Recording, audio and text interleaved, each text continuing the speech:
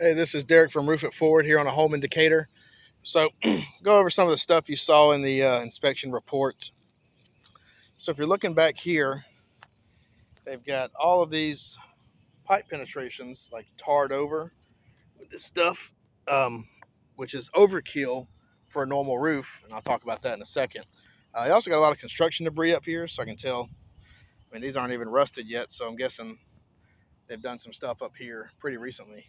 So that being said, the roof itself does not look super old. There's no real like damage, maybe minor wear and tear. So I'm kind of surprised it doesn't have drip edge, which was required in 2014. This roof strikes me as being younger than 2014. Do have a pretty big hole here, gap between the ridges. I probably would have just gone with the ridge vent all the way over, because you can see where it's kind of sunken in a little bit. That's just where the pieces of plywood don't line up exactly. Um, and then you can see along this transition here, there's a lot of that tar material that's been put there. So there's a reason for that. And then over there, I see a repair that's been done, different shingles. And then there's a few places on the back, but there's some on the front that have. Here we go. Here's a good example.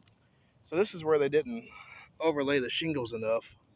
So this here is the top of this shingle. This should be over it, so that way the exposure is lessened, and it'll keep water out. So, but anyways, the biggest problem issue I see is nothing that was on the report. This entire back section here is less than a 1/12 pitch. So a normal roof goes up like this, uh, you know, 6-7 inches per foot. This is almost flat, almost completely flat. So if you look at this house over here, the back of the garage, you see how that's sloped. This part here is sloped. That front garage is sloped. This should never have shingles on it, especially architectural shingles. The manufacturer does not allow for that at all. So that is why this has happened. So these shingles are not waterproof. They shed water. So as water comes down and lands on this roof, it sits. It'll slowly kind of leak out, but the main problem is it's going to leak and stay. So as these shingles here, where they're tied together, water is going to sit here. These little ends curl up, water can pool up there, and it's just going to find its way in to the underlayment underneath. Um, it is just a complete wrong application. So it's outside of code, it's outside of manufacturer warranty, and that is completely wrong. Now, if you look on the front side, the front of this is about a 2 pitch, which should not be done with architectural shingles either.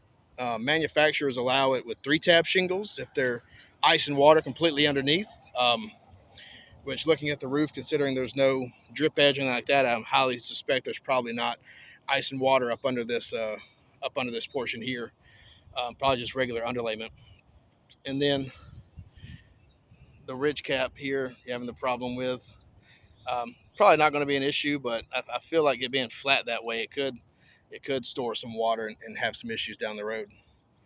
And then you can see the white lines on the front there where they're underexposed. So that's the top of all those shingles showing. So water's going to come down, sit on that roof too, and then probably back up. And I know all that because I have dealt with this before many times, where people have gotten additions to their homes, and stuff like this is just rotted away over time. Shingles fail, water sits there, underlayment fails, and it rots out the decking, and you get massive leaks. And I'm guessing that's why all of this is here too, in this transition area. So the water's going to shed off here and then pool right here, and then go back. So I'm guessing this is kind of a little stopgap they tried to install to keep the water from going backwards.